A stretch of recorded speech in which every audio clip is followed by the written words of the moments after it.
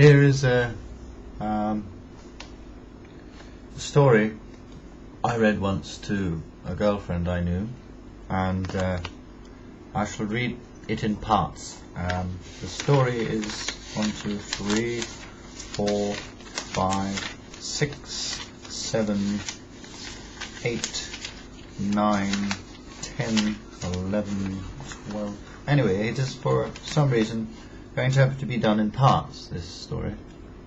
And there's several good stories involved from Oscar Wilde, and I hope that people enjoy me reading it to them, or them listening to it. It's from page 203 to 236 in the Oscar Wilde Complete Short Fiction of Oxford World's Classics, in this book here, with a sort of very interesting red-haired woman of long head variety, and oh yes, it reminded me of all those sorts of other women that I see at Booker Cash and Carry today.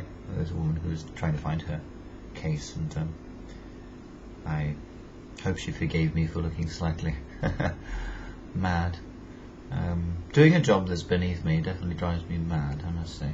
So I can only say it's beneath me so far as the fact that I have a mind that wants to be involved in more, and yet I'm fearful of wanting to say or do more, or think even more while I'm doing these menial tasks, because I feel that they might slip out, my little incongruent eccentricities. Anyway, never mind.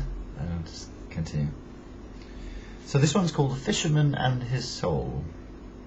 Every evening the young fisherman went out upon the sea, and threw his nets into the water. When the wind blew from the land he caught nothing, or but a little at best. For it was a bitter and black-winged wind, and rough waves rose up to meet it. But when the wind blew to the shore, the fish came in from the deep, and swam into the meshes of his nets, and he took them to the marketplace and sold them. Every evening he went out upon the sea, and one evening the net was so heavy that hardly could he draw it into the boat. That statement, not to criticize every statement, but Oscar Wilde seems to have this sort of fascination with somehow producing statements that almost sound slightly Germanic, in the sense that I am also, half German, or rather, I could consider myself half German from the fact that my mother's Austrian, from Vienna. I produce statements such as that too, and not to go off into a tangent to explain that too. Hardly could he draw it into the boat. He could hardly draw it into the boat would be the proper explanation for putting that statement in the sentence in the right format.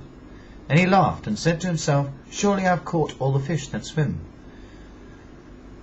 or snared some dull monster that will be a marvel to men, or some thing of horror that the great queen will desire." And putting forth all his strength, he tugged at the coarse ropes till, like lines of blue enamel round a vase of bronze, the long veins rose up on his arms.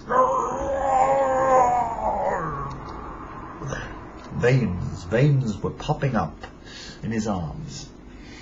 And those veins, hey, you can imagine fishermen with big forearms, hairy forearms, and they work hard, and the toil of water that somehow allows their skin to sort of become all sort of pickled in a way, not quite pickled, but sort of goosebumped, just like when you've been in a bath too long, So anyway, he tugged at the thin ropes, and nearer came the circle of flat corks, and the net rose at last to the top of the water.